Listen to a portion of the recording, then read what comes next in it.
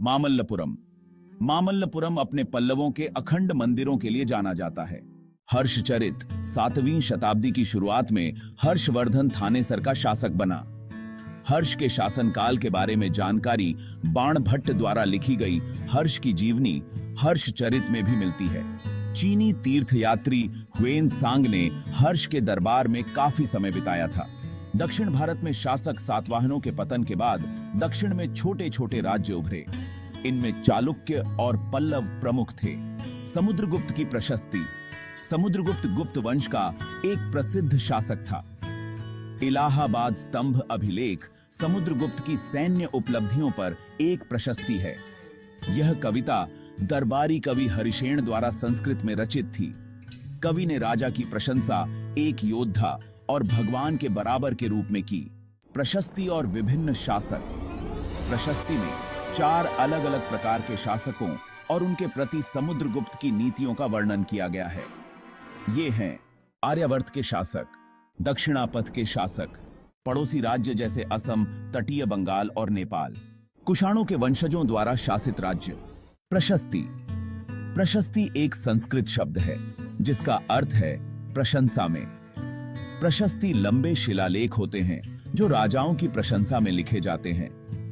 गुप्त काल से प्रशस्ति बहुत महत्वपूर्ण हो गई। चालुक्य साम्राज्य रायचूर दोआब पर केंद्रित था। रायचूर दोआब कृष्णा और तुंगभद्रा नदियों के बीच स्थित है। उनकी राजधानी वातापी थी। पुलकेशिन द्वितीय इस वंश का एक प्रसिद्ध राजा था। हम उसके बारे में उसके दरबारी कवि रविकीर्ति द्वारा रचित एक कविता से जानते हैं। पल्लवों का राज्य सुदूर दक्षिण में था। उन्होंने 6ठी शताब्दी के मध्य से 8वीं शताब्दी के बीच शासन किया। पल्लवों की राजधानी कांचीपुरम थी जो वर्तमान तमिलनाडु में कावेरी डेल्टा के आसपास थी। फहाशियान एक चीनी तीर्थयात्री थे। उन्होंने भारत और श्रीलंका की यात्रा की। वे भगवान बुद्ध की जन्मस्थली लुम्बिनी की तीर्थयात्रा के लिए सबसे ज्यादा जाने जाते हैं। प्रशस्ति एक संस्कृत शब्द है जिसका अर्थ है प्रशंसा में। हालांकि प्रशस्ति की रचना कोई नई बात नहीं थी, लेकिन यह गुप्त काल से ही लोकप्रिय हुई। समुद्रगुप्त की प्रशस्ति में कवि ने राजा को देवताओं के समान बताया है। अधिकांश प्रशस्तियों में शासक के पूर्वजों का भी उल्लेख है। उदाहरण के लिए एक प्रशस्ति में समुद्रगुप्त के परदादा, पितामह, पिता और माता का उल्लेख है।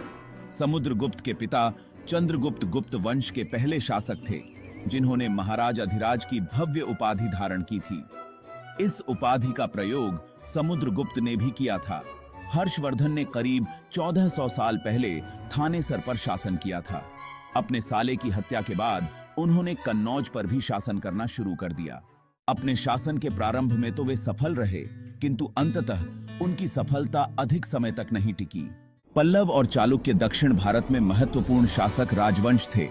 पुलकेशिन द्वितीय चालुक्य वंश का प्रसिद्ध शासक था। उसके दरबारी कवि रविकीर्ति ने उसकी प्रशंसा में कविताएं लिखी। पुलकेशिन द्वितीय ने ही हर्ष की प्रगति को रोका था। भू राजस्व शासकों के लिए महत्वपूर्ण बना रहा। एक नई तरह की सेना विकसित हुई। राजाओं ने हाथियों, रथों, घुड़सवारों और पैदल सैनिकों के साथ साथ सैन्य नेताओं के साथ एक सुव्यवस्थित सेना बनाए रखी। स्थानीय सभाएं थीं, जिनमें सभा, ब्राह्मण भूस्वामियों की एक सभा शामिल थी। ऊर एक ग्राम सभा थी जो उन क्षेत्रों में मौजूद थी जहां भूस्वामी ब्राह्मण नहीं थे। नगरम व्यापारियों का एक संगठन था। आम लोगों की हालत अच्छी नहीं थी। अछूतों के साथ अच्छा व्यवहार नहीं किया जाता था। दक्षिणापथ, इसका शाब्दिक अर्थ है दक्षिण की ओर जाने वाला मार्ग।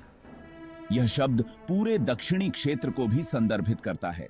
वंशावली, इसका अर्थ है पूर्वजों की सूची। कुमार अमात्य, इसका तात्पर्य किसी महत्वपूर्ण मंत्री से था। महादंड नायक, यह मुख्य न्यायिक अधिकारी को संदर्भित करता था। नगर श्रेष्ठी, यह शब्द शहर के मुख्य बैंकर या व्यापारी के लिए प्रयोग किया जाता था। प्रशस्ति, यह एक संस्कृत शब्द है जिसका अर्थ है प्रशंसा में। दरबारी कवि अपने शासकों की प्रशंसा बहुत ही उत्साहपूर्ण शब्दों में करते थे। प्रथम कुलिक, इसका उल्लेख मुख्य शिल्पकार के लिए किया जाता था। संधि विग्रहिक, इसका अर्थ था युद्ध और शांति का मंत्री। सर्ववाहा, व्यापारी कारवां के नेता के लिए प्रयुक्त शब्द। उर, यह एक गांव सभा थी। लगभग 1700 वर्ष पूर्व गुप्त वंश की शुरुआत। लगभग 1400 वर्ष पूर्व हर्षवर्धन का शासनकाल। हमें उम्मीद है कि हमारी वीडियो पसंद आई होगी।